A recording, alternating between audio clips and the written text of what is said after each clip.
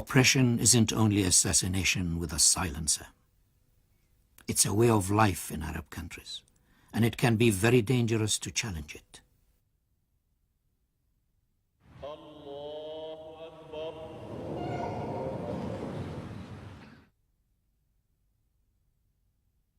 I'm accused of being biased, and I don't deny it. I'm not neutral. I'm on the side of the poor. If someone were to say that my brush is like a surgeon's knife, then I will have achieved my dream.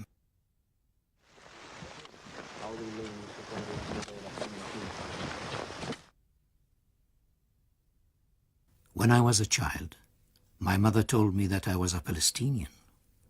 But the whole world told me I was a refugee. I used to ask myself, what am I?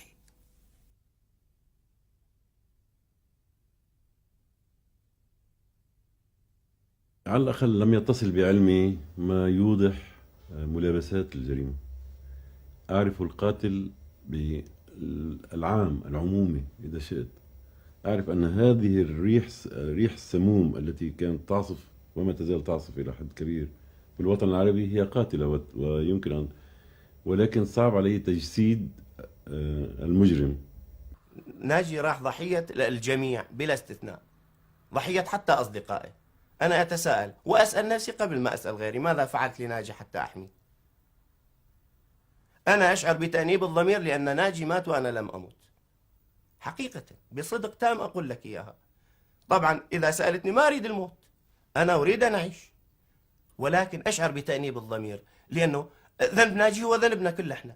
في تقديري أن الجهة التي أخذت، يعني العدو الذي أخذ قرار يعني تصفية ناجي، كان يعني لديه هدفان ثمينان. الأول استمرار سياسته بضرب المبدعين الفلسطينيين، فكما قتل كمال ناصر وكما قتل عبد الرحيم محمود من قبله وكما قتل غسان كنفاني وبعد ذلك علي فودة، ضمن سلسلة الدم هذه سلسلة الجريمة ضد المبدعين، ليقتل رمز كبير بحجم ناجي العلي. الفائدة الثانية في الموضوع الإرباك الذي سيسبب هذا العمل الشنيع للمنظمة، باعتبار أن اللحظة التي اختير فيها الاغتيال كانت لحظة سوء تفاهم بين ناجي وبين المؤسسة.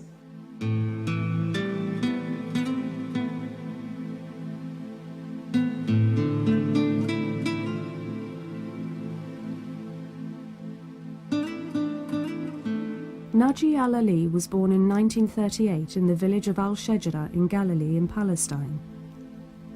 In 1948, when the State of Israel was formed, he was deported with his family to southern Lebanon. I was a child of 10 when we came to Ain al-Hilwa refugee camp. We were hungry, dazed and barefoot. Life in the camp was unbearable, full of daily humiliations, ruled by poverty and despair.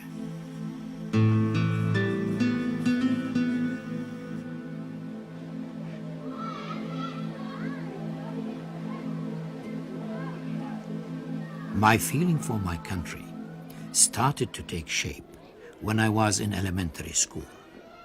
We used occasions such as the anniversary of the Balfour Declaration or of the partition of Palestine to express our wish to return home.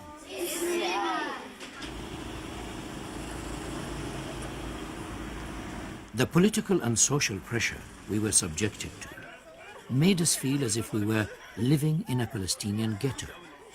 We were not allowed to work in state organizations, nor to be educated in any schools other than the camp schools. All this brought us together as Palestinians.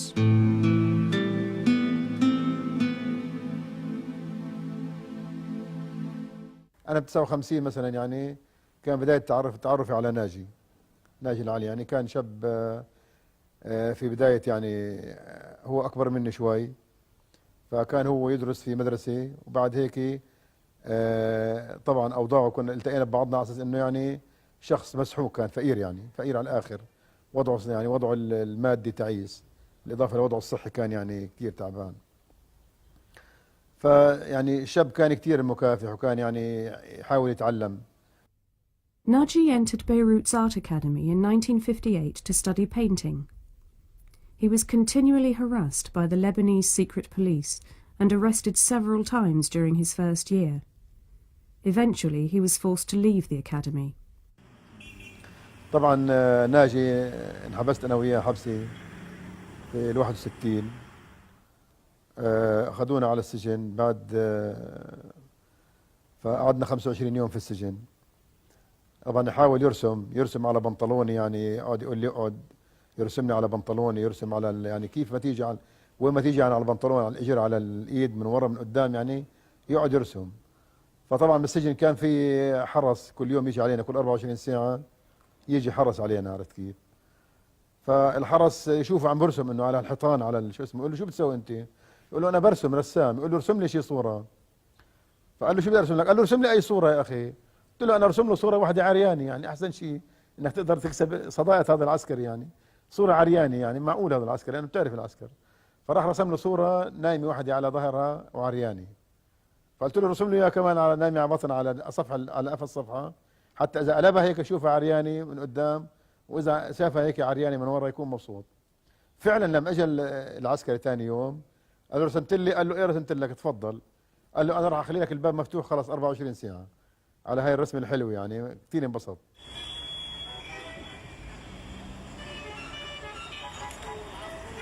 In 1963, Naji moved to Kuwait, where he worked for Al Talia Weekly magazine. I was editor, designer, artist, and office cleaner, all at the same time. At first, I was hesitant. I produced a few cartoons and waited to see how people would react. Their response was wonderful. I began drawing like a person possessed. I only wished I could have been one of those Indian gods with 20 arms and a pen in each hand. علاقتي بناجي يعني ما كان فيش اقول انه والله يعني صار في قصة حب بينه وبين ناجي، وهذا احنا انا وناجي اولاد مخيم واحد، وهذا وطلب ايدي من الوالد. بعد ما الوالد وافق واعطى ناجي، يعني ناجي طلب من الوالد انه يقعد معاي، فطبعا الوالد رفض الا ليكون اخوي موجود. قعد يحكي لي هو عن الشغلات بدل ما يقعد يعني ينفس بحاله زي بعض الناس، وانه يكبر بحاله او هذا، يعني صار يحكي لي شغلات سلبية بحياته حتى يخوفني ويعني من وضعه. يقول لي يعني إذا أنت يعني إحنا أولاد مخيم وإشي، يمكن تكوني أنت انشديتي إلي لأني أنا بالكويت، إن بدك تسافري وتركبي طيارة ويكون عندك بالكويت سيارة وإشي.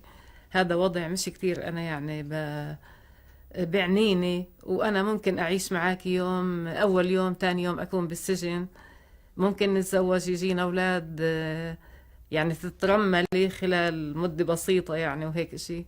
فقلت له كله يعني فهمته وعرفته يعني، وتزوجنا سنة 66. On June the 5th, 1967, Israel attacked Egypt, Syria and Jordan. At the end of the Six-Day War, Israel was in occupation of Sinai, the Golan Heights, Gaza and East Jerusalem.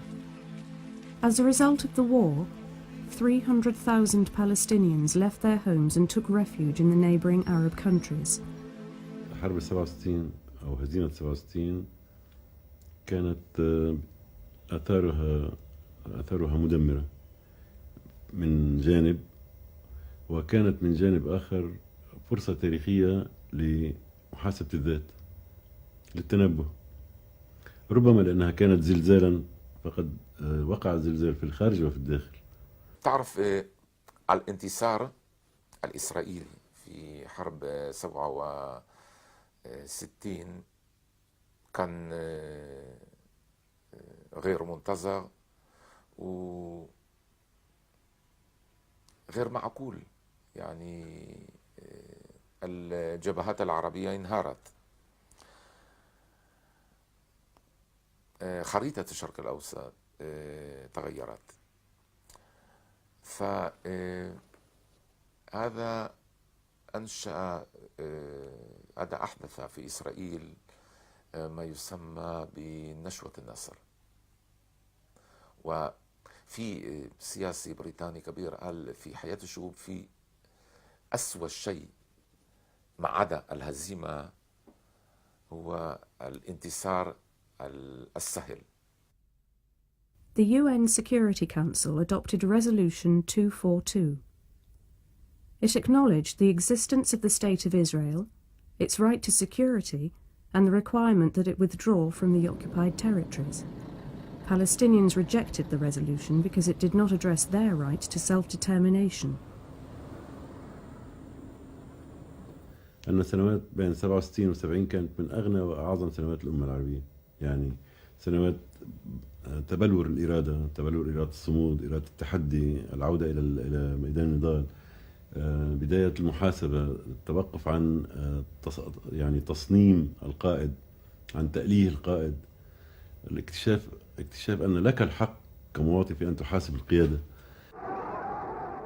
The wave of radical change in the Arab world gave rise to a new character in Naji's work, called Handala.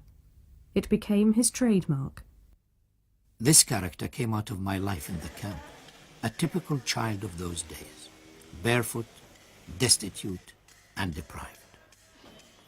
I created this character so that I would never forget where I came from. اسم حنظلة من الحنظل، وهو هذا النبات المر، وبالفعل أنه صبي ممرور، ثم أضاف إلى هذا الصبي الممرور ما يؤدي إلى تلك المرارة.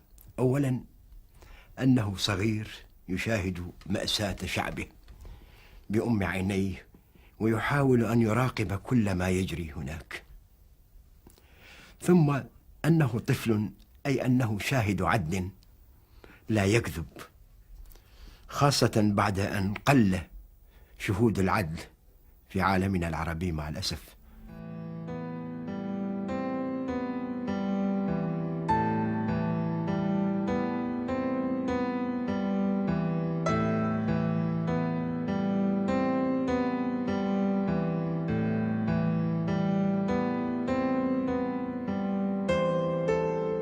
أهم الأسرار في نجاح ناجي، وربما كان مفتاح شخصيته كما هو مفتاح رسومه، البساطة التي تصل إلى حد السذاجة، البساطة التي تعبر عن ذاتها بذاتها، يعني لا تحتاج إلى ترجمان، لا تحتاج إلى وسيط. البساطة التي تكاد تصل إلى مستوى البديهة، السذاجة الجارحة إلى حد الإيلام،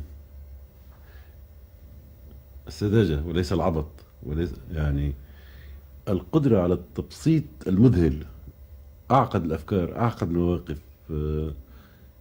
يعني كانت عند ناجي قدرة مذهلة على تبسيط أعقد المسائل وتكثيف المعنى في خط أو خطين، في ضربة أو ضربتين من الريشة.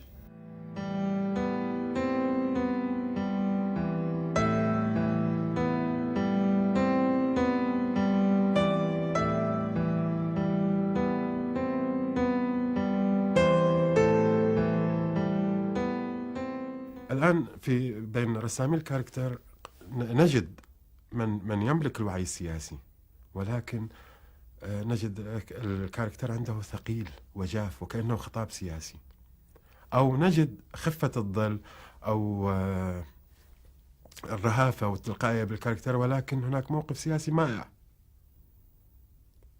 الفنان ناجي العلي جمع الاثنين وبامتياز.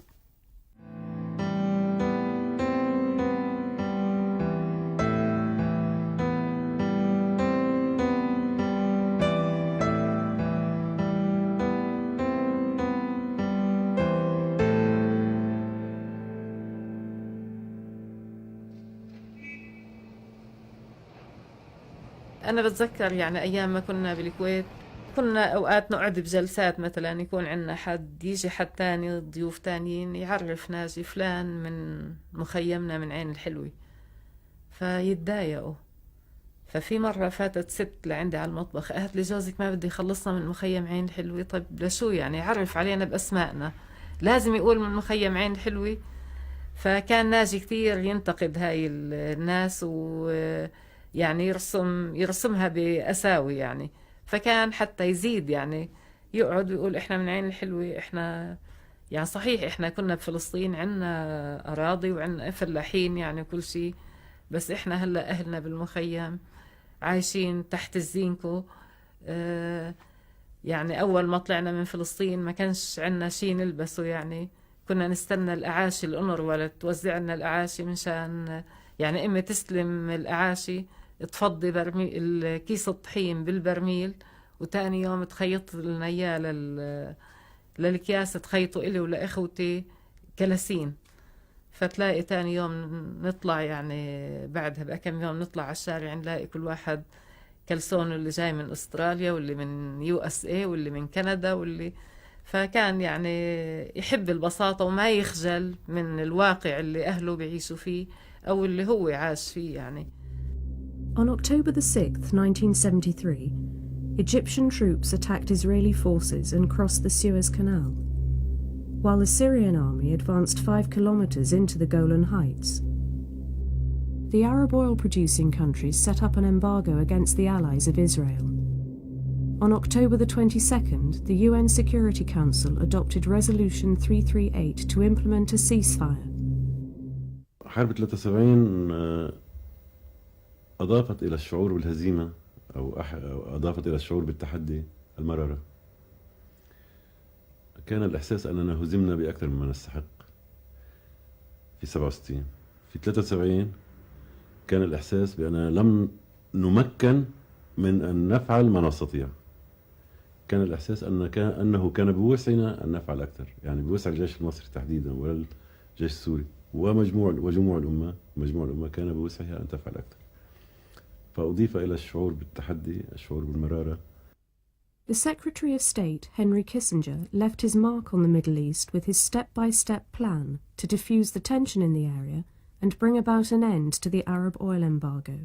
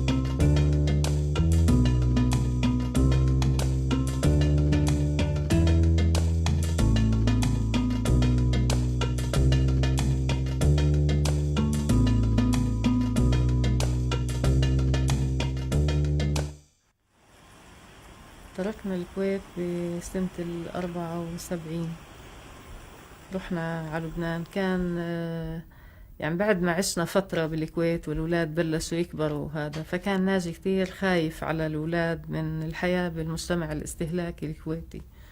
يعني كنا نشوف أولاد أصدقاء لإلنا من اللي كانوا يعني طالعين من المخيم وعاشوا بالكويت، صاروا يتنكروا لأهلهم لمجتمعهم، يخجلوا يقولوا إنه إحنا أولاد مخيم. فكان كتير يعني قلق إنه أولاده يعيشوا يبقوا يعني يصيروا زي هدول الأولاد. ففضل إنه يكون هو قريب من مخيم وقريب من المجتمع تاعه، من البيئة تاعته اللي عاش فيها. فرحنا على لبنان، ورحنا كان مسبقا متصل فيه طلال سلمان، يعني على أساس كانت جريدة السفير بدي يطلعها، وقال له بدي إياك تكون معاي. On April 13th, 1975, the civil war in Lebanon broke out and fighting spread throughout the country. I'm against this war because it's a sectarian, false war. Poor Maronite Christians are fighting for a bourgeois class that's linked to the West and pro-US Arab states. Poor Muslims are also dying in this war, misled by misconceptions and a failure to identify their true enemies.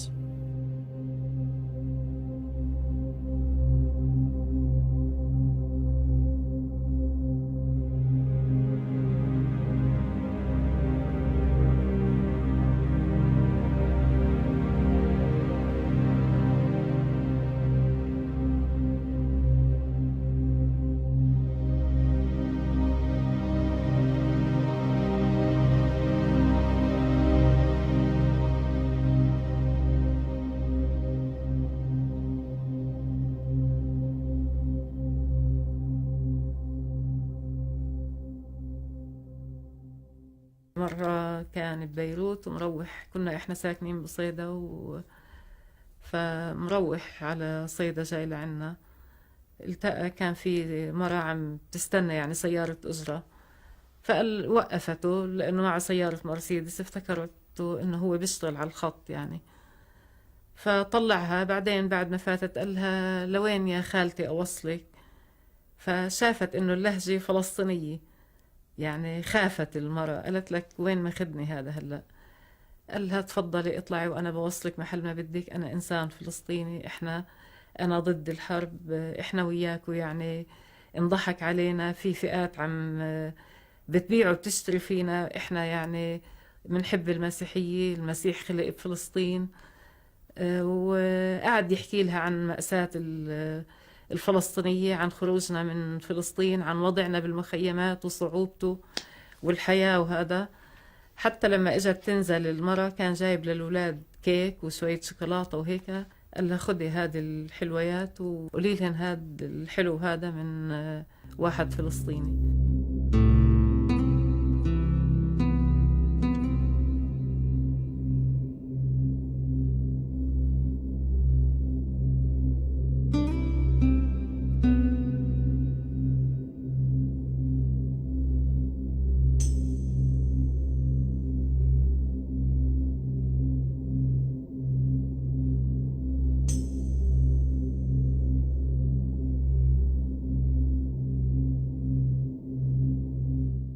كان ناجي حالما عظيما، وكان يفهم الثورة يعني بمنظور الحلم. لم يكن خياليا، كان حالما، لم يكن موهوما، كان حالما. وكان يريد ويعمل ويصر على أن يحفظ للثورة شرفها ولسلاح الثورة شرفه.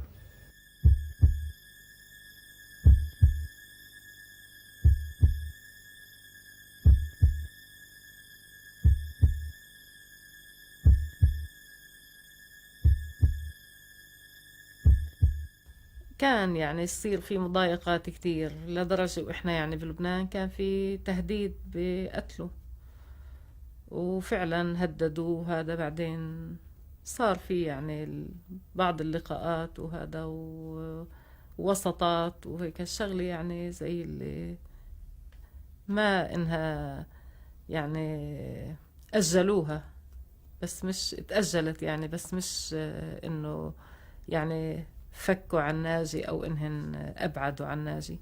كانوا دائما يعني يصير في يعني زي إرهاب لناجي، يعني يخوفوه بالموت يعني دائما بالهذا. بس ناجي طبعا ما تزحزح عن مواقفه أبدا ولا بأي شكل. كان بالعكس يعني يقول لي أنا دائما المطالب إني أنا أغير، أو أنا يعني أعمل الشيء اللي هم بدهن إياه.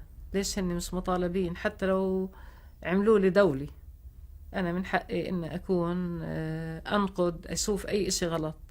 مش من حق كل فنان أو كل هذا، عندهم فنانين بترسم، عندهم شعراء، عندهم كل شيء، يعني أنا من حقي أكون بالطرف الثاني. يعني ليش أنا مطالب إن أصفق؟ In the late 70s, Naji al-Ali became a well-known cultural figure in the Arab world.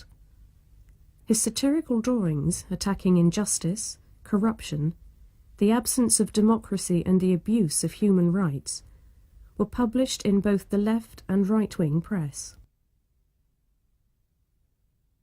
ناجي العلي أوصف دائما بكون بوصلة، مهما اختلفت الأنواع، ومهما صعدت الأمواج، ومهما اختلف حد البر وحد البحر، ومهما ابتعدنا إلى شمال الأرض أو إلى جنوبها، البوصلة لا تغير حركتها أبدا، تعرف اتجاهها تماما. ناجي العلي بوصلته بالإضافة إلى كونها تتجه تشير إلى الحقيقة، فهي تشير دائما إلى فلسطين.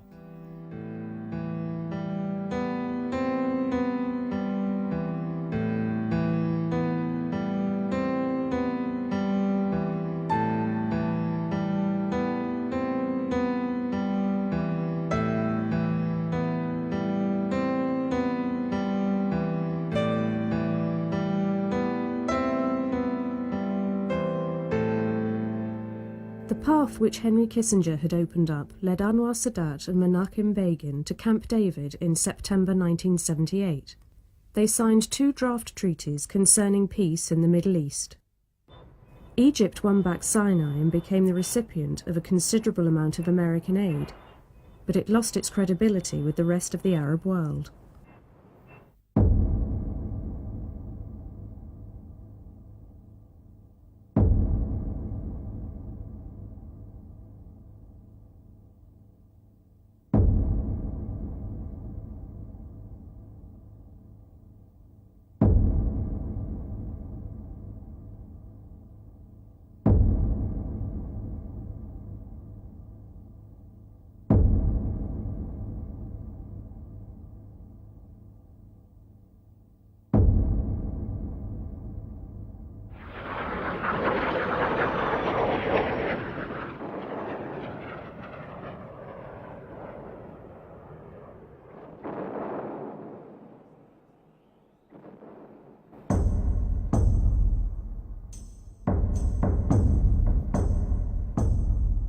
This war and its political and military consequences didn't take me by surprise.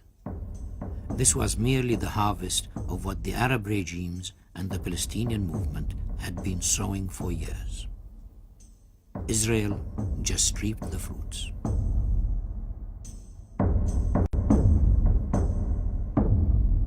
جوهر حرب لبنان حرب كذرة، أول حرب إسرائيليين كثيرين كانوا يرفضوها. كان في هذه الحرب كانت ظاهرة أولى من نوعها، فريدة من نوعها، هو الرفض للخدمة العسكرية وقت حرب في الطرف الإسرائيلي. دائما لما كانت حرب الإسرائيلي، كل الإسرائيليين هم جنود احتياط، الإسرائيلي كان يدخل في أول طائرة إذا كان في الخارج لكي يرجع ويشترك في الحرب. هذه الحرب قالوا لا، هذه حرب مش ضرورية.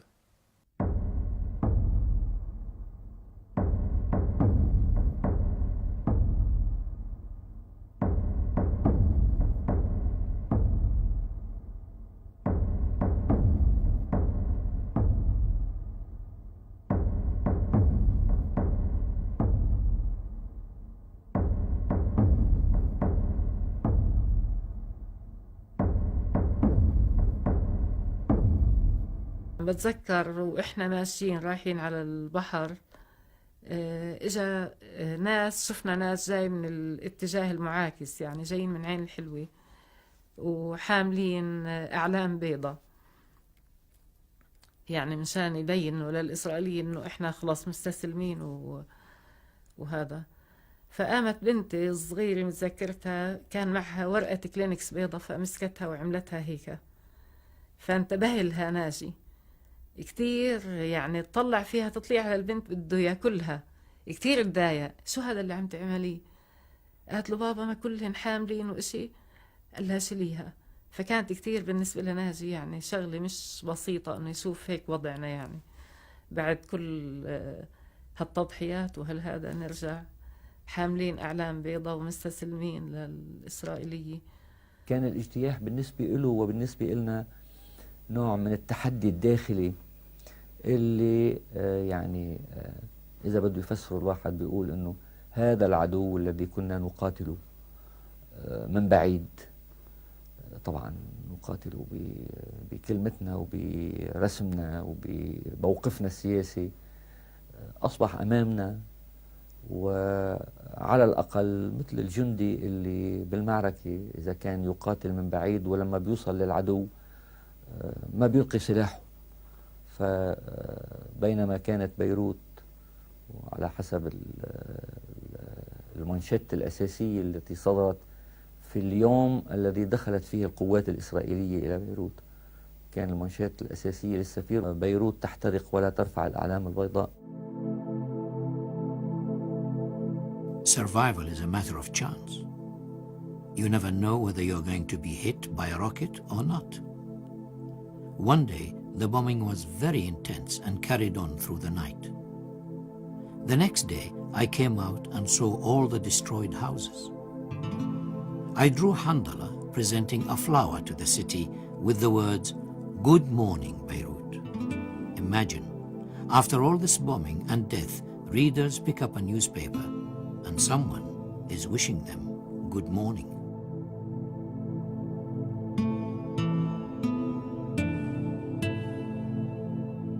طبعا ما كان في أي اتصال بينه وبينه، يعني كنت أطمئن عنه دائما، أنزل الصبح أروح على السوق لحتى أشتري الجريدة وأشوف يعني إذا فيها رسمي لناجي أطمئن إنه هو بعده طيب.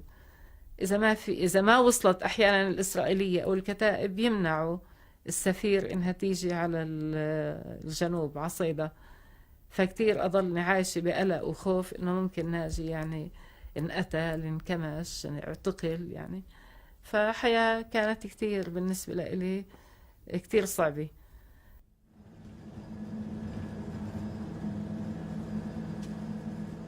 When the evacuation of the resistance fighters started, I couldn't come out to say goodbye and to watch people throwing flowers and rice. Despite the fact that I wasn't at all sad, I cried. My weeping wasn't out of sorrow, but in protest at being a Palestinian. I cried for the martyrs and I lamented the situation which led us to this destiny.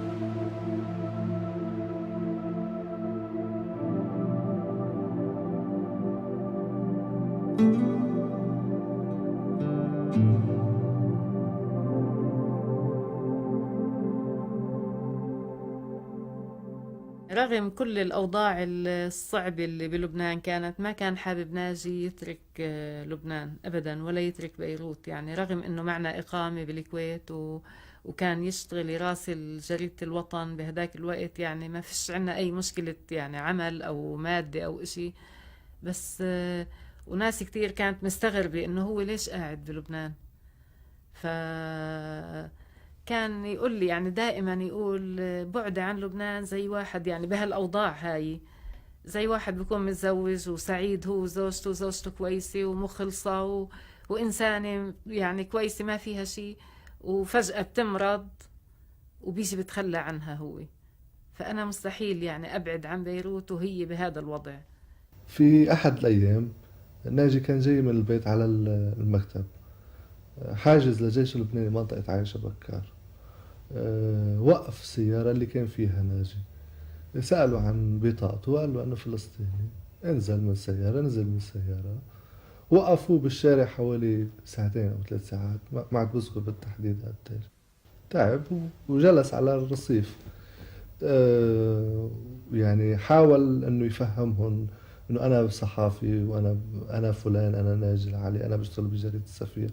أول ما فهموا، وبعدين استوعبوا انه لا ما بيجوز يعني ينترك هيك. بعد ما جلس ساعات على الرصيف اطلقوا، اجى على الجريدة كان تقريبا باكيا، دمع تقريبا في عيونه، اجى بيقول يعني انا شفنا مجموعة من الزملاء انه عم يقول انا تعرضت لهاي المهانة من قبل الجيش اللبناني، يبدو انا ما عاد في لي مكان ببيروت.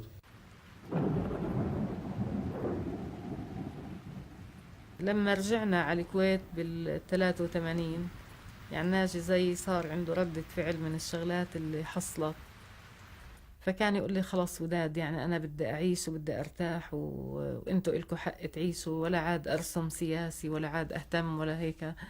بدي أصير أرسم عن مشاكل الحماة والكنة وعن البندورة وعن مش عارف شو وخلص يعني. بس الإشي اللي يعني اكتشفته والإشي اللي كان حاصل يعني إنه لا، رسومه كتير كان فيها حدة وكان فيها نقمة أكتر من أول.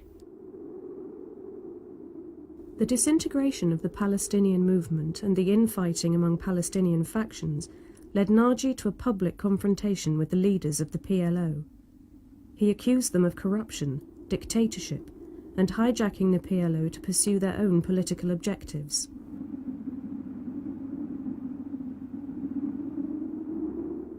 بالنسبة يعني للتهديدات اللي كانت تجي من أيام لبنان وبأيام الكويت، وهاي يعني بالكويت كانت واضحة تقريبا لكل الناس، يعني كل ما تطلع الجريدة طبعا تاني يوم ناس كتير تتصل فينا يعني تحيي ناجي على هالرسومات، بس بنفس الوقت كانت بعض الناس يعني بعض الفئات كانت تتضايق يعني من رسوماته، وطلع حكي انه يعني انه في تهديد بقتله هذا، وكثير كنت يعني اقلق عليه.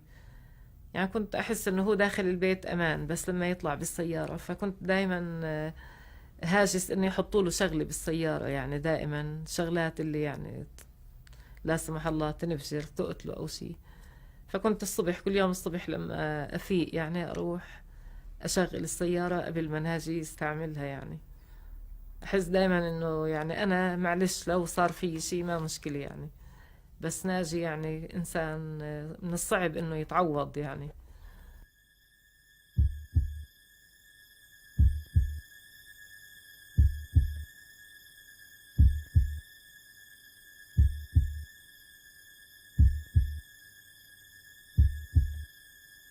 نعم، تعرض للتهديد أكثر من مرة، وفي إحدى المرات أستطيع أن أقول الأمور على المكشوف. أخذ يصور شخصية ياسر عرفات بشكل مذهل. مثلا يضع مواطن فلسطيني فقير عند سلم الطائرة يريد أن يسافر وبيده وثيقة سفر، وفي آخر السلم لا نجد غير السماء، سلم فقط، لكن ليست هناك طائرة. بينما في الوقت نفسه يرسم جواز سفر أبو عمار، وإذا به مجلد مثل الإنسيكلوبيديا، كل الدول تعطيه تأشيرتها وكل الدول تعطيه جوازها.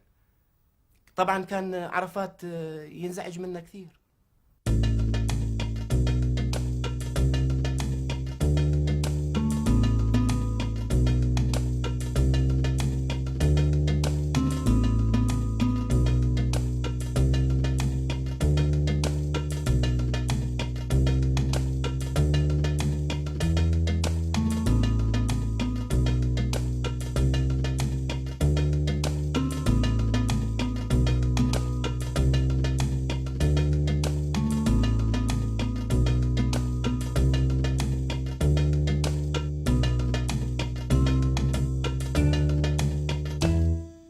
To resolve the tension between Naji and the PLO leadership, Mohammed al-Sagar, editor of Al-Kabas newspaper, organized a meeting between Naji and Arafat during his visit to Kuwait in 1985. أول ما بادر ياسر عرفات ناجي العليبي قال له: أنت ليه بتشتم شعبك يا ناجي باللهجة المصرية؟ قال: أنا ما بشتم شعبي، أنا أمثل شعبي، وأنا أنتقد هذول اللي عايشين على دم شعبي فقط، ثم أنت اللي تشتم شعبك. هكذا قال لي ياسر عرفات. أنت تتكلم اللهجة المصرية، لماذا تتكلم اللهجة الفلسطينية إذا كنت تحب شعبك وإذا كنت تمثل شعبك؟ هذه كلمة ليست سهلة. فحاول الأستاذ محمد الصقر أنه يخفف الموقف، فرد عليه ياسر عرفات قال: لا، خليه أنا عارفه، دمه عظمه أزرق، يعني عنده حدة وما يعني عنيد. Despite the popularity which Naji enjoyed among ordinary people, his enemies were strong enough to influence the Kuwaiti government to deport him. He moved to London, where he resumed his controversial work at Al-Kabas's international branch. آخر يوم شفته لي في مطار الكويت كنت مع وصديق، للأسف ما يحضرني اسمه الكامل، صديق عمر. وصلنا للمطار، قال بالحرف الواحد: أنا طالع وعارف إنه راح يقتلوني هناك وأقدر أبقى هنا، بس ما راح أحرج الناس، راح أطلع واللي يصير خليه يصير.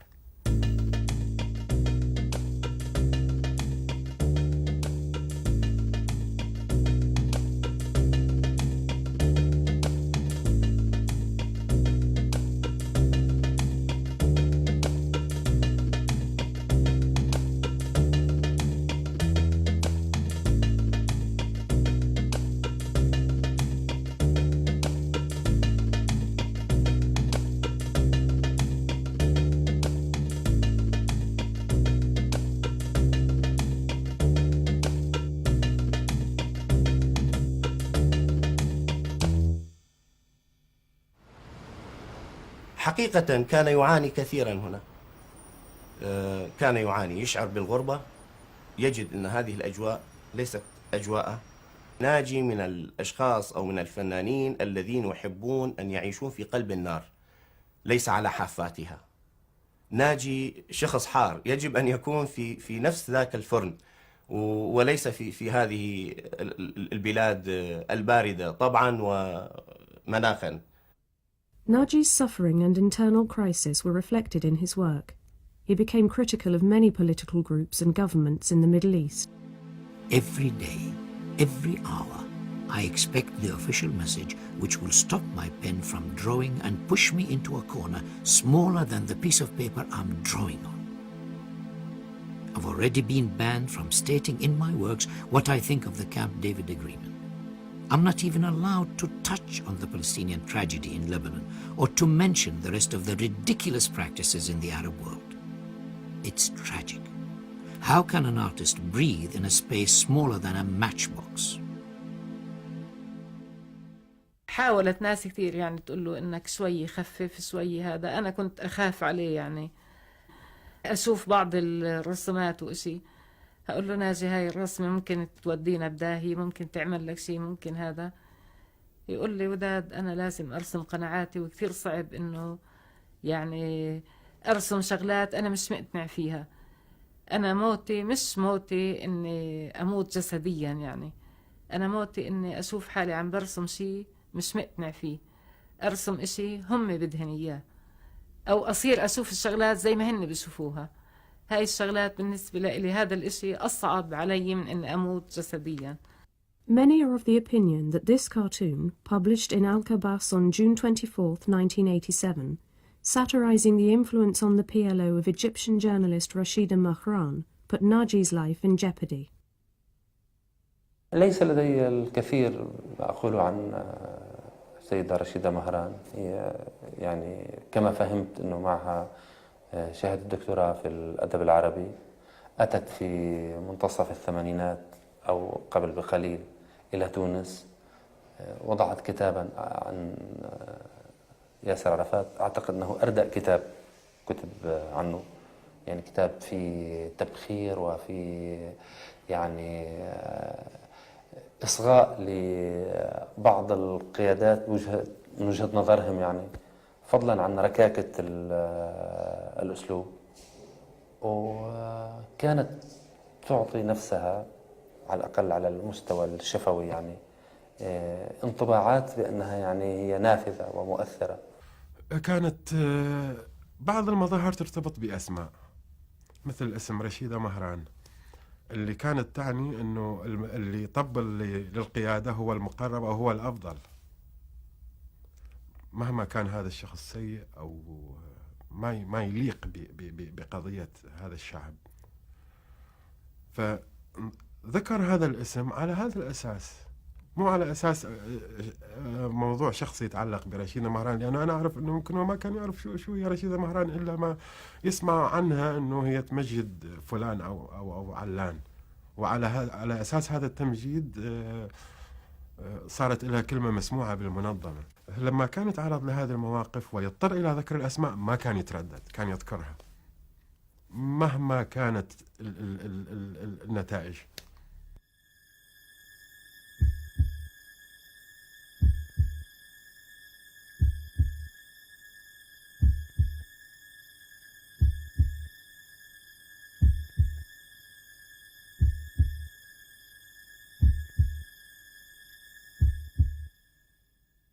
يعني لما اجى تهديد هون واحنا بلندن، يعني احترت انا. هو ما كان حابب يقول لي، بس اتصلوا فينا جماعة من الكويت يعني، وكانوا بدهم يحكوا معه وكان هو نايم.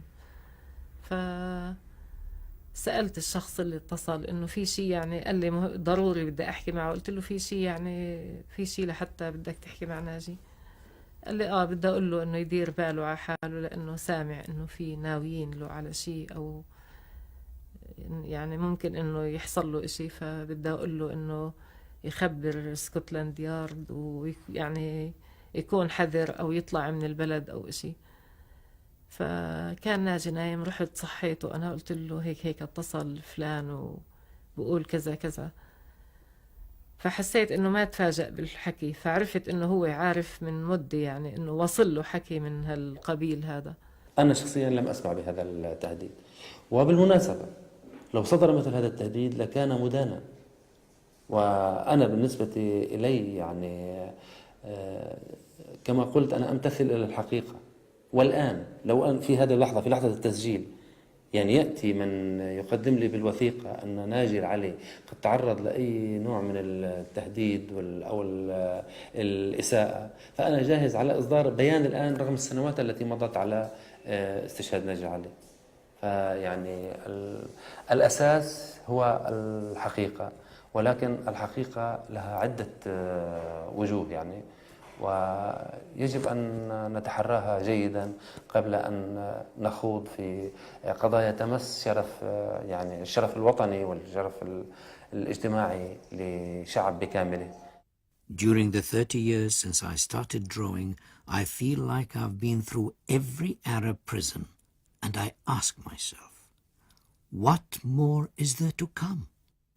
I am prepared to die defending one of my drawings, because every drawing is like a drop of water which makes its way through the minds of people.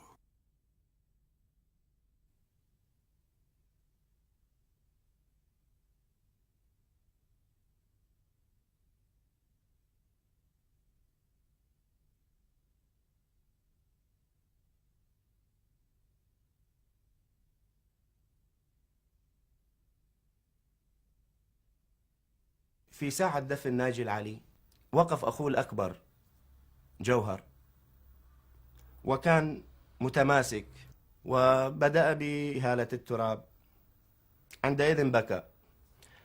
هو قال الله يرحمه ناجي كان يحب ريحة التراب، كان يتمنى أنه يكون مدفن في فلسطين، كان يتمنى أنه يرجع إلى فلسطين ويشم ريحة التراب الطازجة هذه المنبعثة من التراب. كانت تجننه، هذه أحلى من كل عطورات العالم. حقيقة ناجي لخصت كلمة أخوه جوهر هذه، يعني هذا المعنى، معنى ريحة التراب هي اللي كونت ناجي، هي اللي عملته فنان، هي اللي خلته يقارع كل هالأنظمة وهالمنظمات، وهي اللي أتت بمصرعه.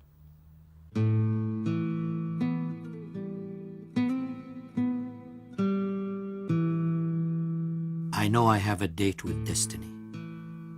We shall all meet, the martyrs, the sons of the camps, and all the exiles who carry their country's image in their hearts.